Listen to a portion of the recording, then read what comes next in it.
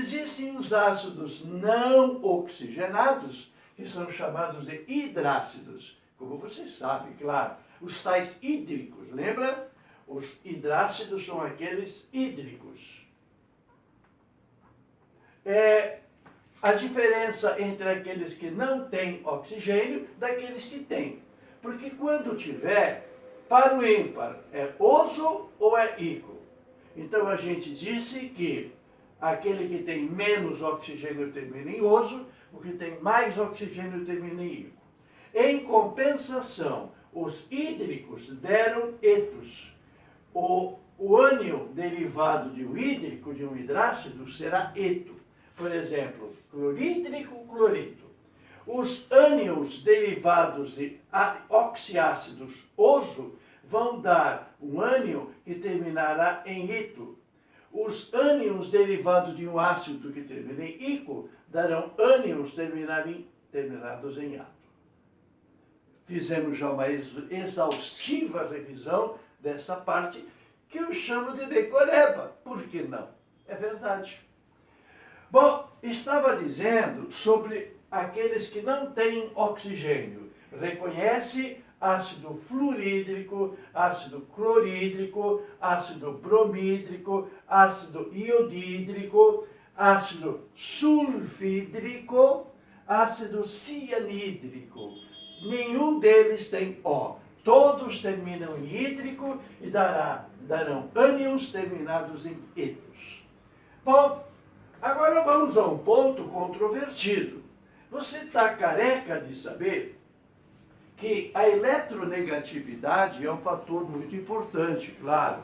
É aquela tabelinha FON, cloro, bromo, uísque, pH, depois os metais, estabelecida comparativamente por Linus Pauling.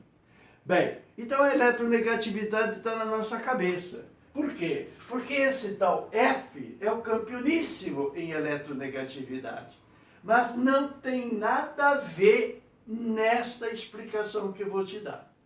Qual é o critério para analisar o fortão? O critério para analisar a força é o tamanho. Tamanho. O critério da eletronegatividade, a eletronegatividade será critério, pasmem, nos oxiácidos. A eletronegatividade não manda nada, não. Influencia nos oxiácidos. A eletronegatividade não influencia nos hidrácidos. Reparou? É digno de reparar. Bom, então estava escrito aqui, acabei apagando, vou escrever de novo. Qual é o critério para analisar a força? Quer dizer, qual é o critério para analisar? Só olhando para a cara dele. Tu olha para a cara dele e já diz, tu é fraco, tu é forte, né?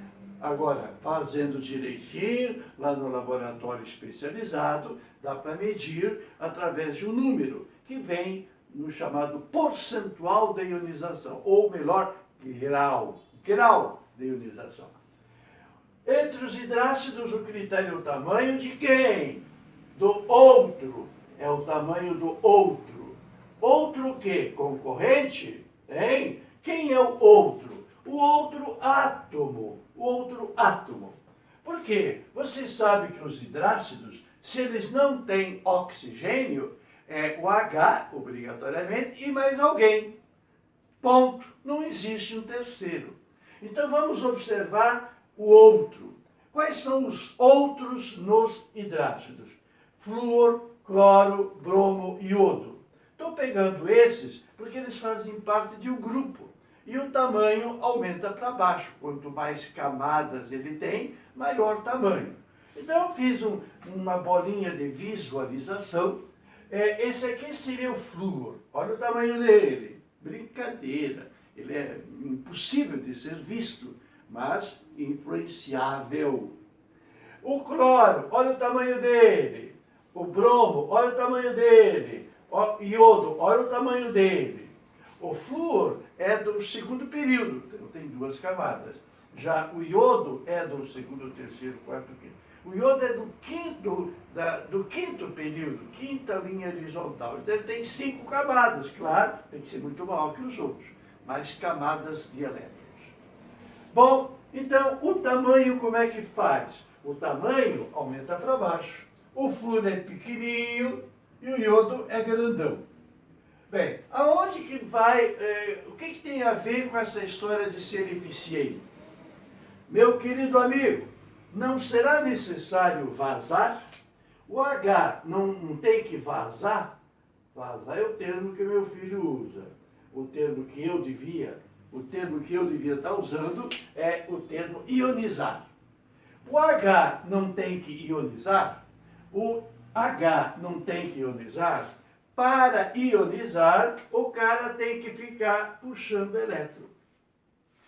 Se o iodo puxar elétron, aí ele vaza, ele ioniza, porque só se ioniza se for na forma de próton. O H sai na forma de H, sem elétron, então é próton. Para que o próton ionize, será facilitado se ele estiver distante do núcleo do iodo. Lembra que o núcleo de um átomo atrai os seus elétrons, mas atrai o elétron do outro, no caso o hidrogênio? Se o átomo for grande, olha a bolinha vermelha aqui, está dando para reparar? Aqui tem uma bolinha vermelha que está querendo representar o H. Essa bolinha vermelha, meu querido, a ideia é essa bolinha vermelha ir embora. Qual é a bolinha vermelha que vai embora mais fácil? A bolinha vermelha que vai embora mais fácil será a bolinha vermelha grudada numa bola grande, porque a bola grande não tem mais atração sobre ele, porque ele está muito longe. Agora, tira o doce da mão de uma criança. Ela vai te dar o doce? Vai te dar nada, vai te arranhar, não quer nem saber, o doce é dela. Acabou. Pronto. Então, quando o átomo é menor, haverá uma dificuldade maior para ceder o elétron. Então, aquele cara, o maior em tamanho, será o menor em força. O HF, meu querido, o HF é apenas considerado de moderado. O alfa, a quantidade de moléculas que se ionizam para o total de moléculas dissolvidas, no caso do HF, é entre 5% e 50%. Enquanto que os outros hidrácidos, clorídrico, bromídrico e iodídrico, todos os três são fortes, acima de 50%. Bom, então por isso o clorídrico, o bromídrico e o iodídrico são maiores do que o HF. Se fosse pela eletronegatividade, o HF seria mais forte. O F não é o eletronegativo máximo de 4.0? Pois é. Então tenho muito prazer de te explicar esse detalhe. Entre os ácidos que não tenham oxigênio, chamados hidrácidos, o critério para dizer a eficiência é o tamanho.